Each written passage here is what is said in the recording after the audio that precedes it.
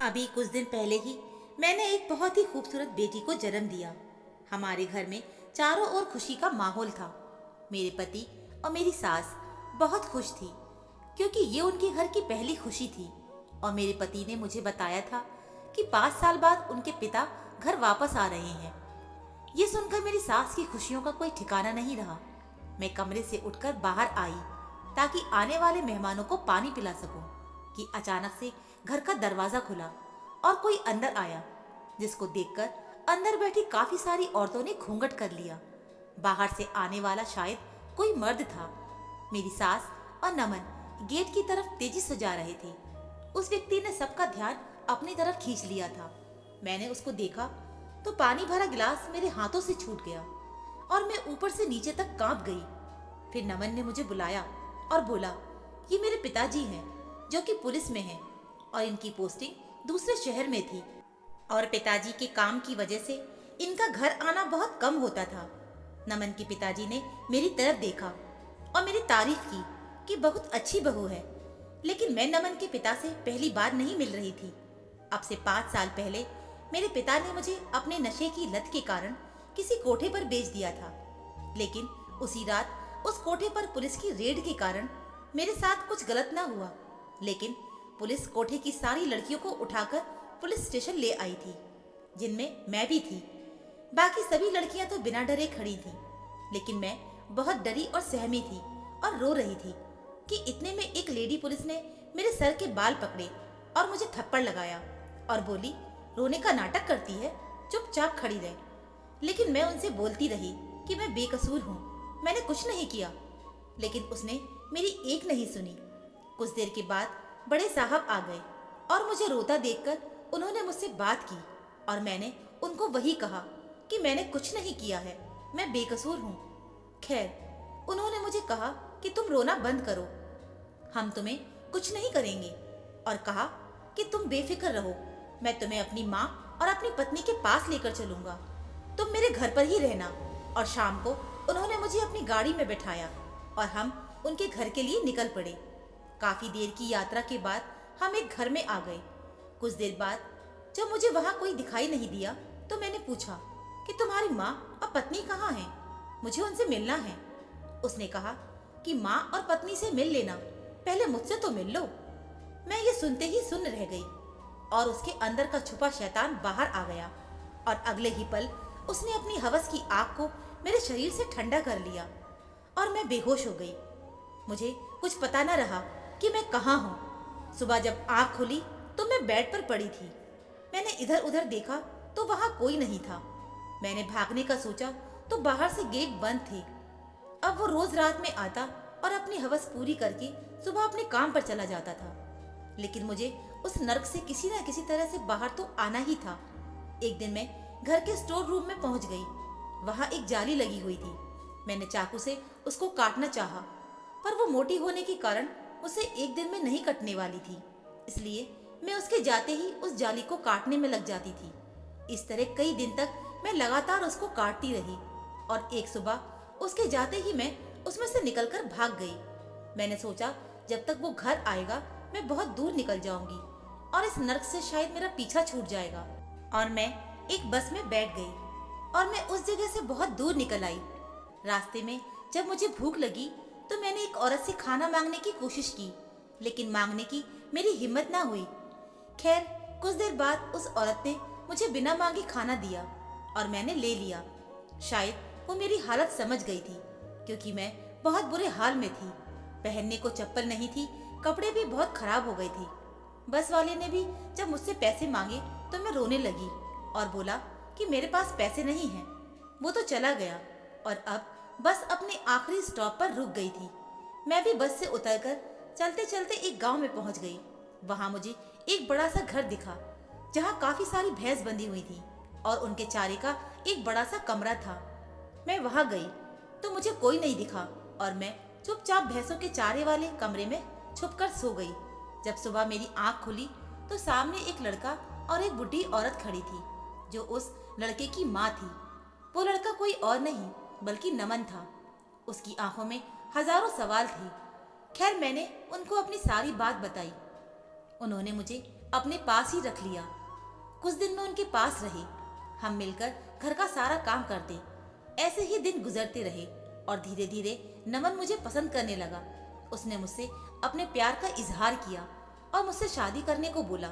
तो मैंने उसको पहले उसकी माँ से बात करने को कहा और उसी दिन मेरी तबीयत भी खराब हो गई। मुझे डॉक्टर ने बताया कि मैं प्रेग्नेंट हूँ। वही हुआ जिस बात का मुझे डर था। इतनी दूर आने के बाद भी उस शैतान के साए ने मेरा पीछा नहीं छोड़ा था। मैंने ये बात किसी को नहीं बताई। फिर नमन ने अपनी माँ से बात करके उनको हमारी शादी के लिए मना लिया और हमारी शादी हो गई। शादी के कुछ दिन बाद मेरी तबीयत बहुत ज़्यादा खराब हुई और नमन की माँ मुझे हॉस्पिटल लेकर गई और डॉक्टर ने मुझे वही बताया जो मैं पहले से ही जानती थी। मेरी सास ये सुनकर बहुत खुश हुई और जब ये बात नमन को पता लगी तो उसकी खुशी का भी कोई ठिकाना नहीं रहा। मैं ऊपर ही ऊपर हंस रही थी, लेकिन अंदर से बहुत ज़्यादा डरी और सहमी हुई थी, क्योंकि मैं सच्चाई जानती थी। लेकिन नमन की खुशी बढ़ती ही जा रही थी, पर मेरा दिल बहुत दुखी था। फिर मुझे खबर मिली कि मेरे ससुर घर आ रहे हैं, जो 5 साल पहले अपनी नौकरी की वजह से बाहर गए थे और फिर अपनी अय्याशियों के चलते जिन्होंने पीछे मुड़कर नहीं देखा था। मगर जब मैंने अपने ससुर को देखा तो मेरे होश ही उड़ गए, क्योंकि ये वही व्यक्ति था जिसने मुझे बर्बाद किया था। भाग्य मेरे साथ कैसा खेल खेलेगा, मैंने ये कभी सोचा भी नहीं था। मैं बहुत ज़्यादा डर गई थी और अपने ससुर के सामने जाने से भी बचती थी। लेकिन जब भी मुझे किसी मजबूरी के कारण जाना पड़ता तो वो मुझे बुरी नज़रों से घूरता रहता था। उसकी नज़रें मेरे दिल को जलाती थी और मेरा ऐसा दिल करता कि ज़मीन फटे और मैं उसके अंदर समा जाऊं। मैं नमन को भी कुछ नहीं बता सकती थी, क्योंकि राज ही ऐसा था। अपने अंदर की इस जंग से मुझे खुद ही लड़ना था। मैं हर मुमकिन कोशिश करती कि मेरा ससुर से मेरा सामना ना हो। खैर, एक दिन मैं नहाकर बाहर निकली तो मेरा ससुर आंगन में ही बैठा था। मैंने पास में पड़ी चादर से अपने आप को पूरा लपेट लिया, क्योंकि उनकी नजरें मुझ पर ही टिकी हुई थी।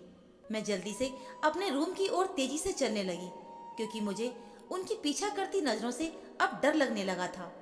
और रोज की तरह जब मैं इस रात भी अपनी बेटी के लिए दूध गर्म करने रसोई में गई, मुझे लगा कि मेरे पीछे कोई खड़ा है।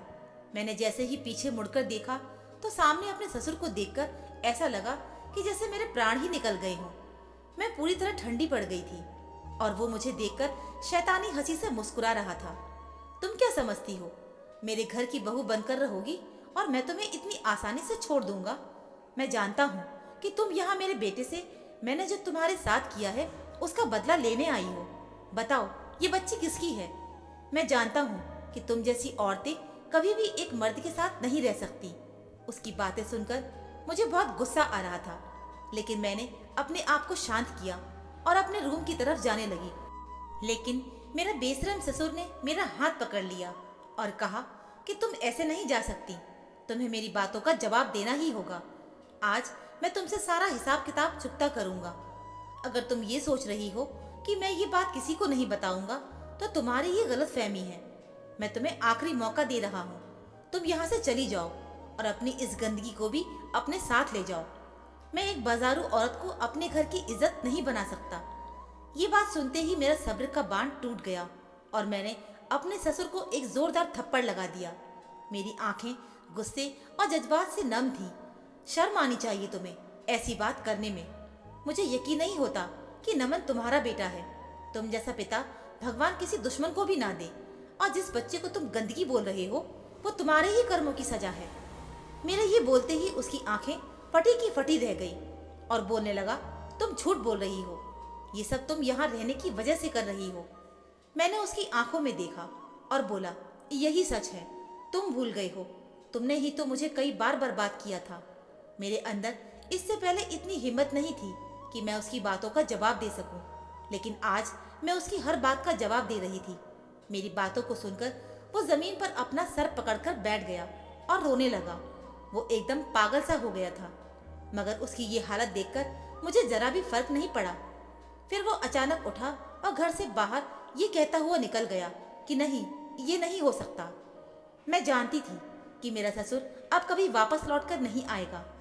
आज मैं बरसों बाद सुकून से सोई थी और सुबह होते ही घर में हंगामा हो गया कि नमन के पिता कहाँ चले गए। लेकिन मैं आराम से बैठकर ये सब कुछ देख रही थी। फिर सबने यही सोचा कि वो फिर से हम सबको छोड़कर चले गए और फिर सब आराम से बैठ गए। मेरी सास ने भी मेरे ससुर के जाने का कुछ दिन तक शोक मनाया और फिर अपनी जिंदगी की तरफ वापस आ गई। मैंने भी इस राज के बारे में कभी किसी को कुछ नहीं बताया।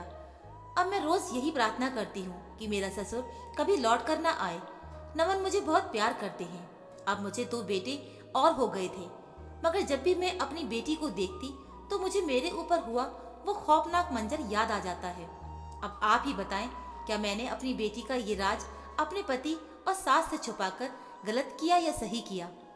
तो दोस्तों, उम्मीद है मुझे आपको हमारी ये कहानी ज़रूर पसंद आई होगी।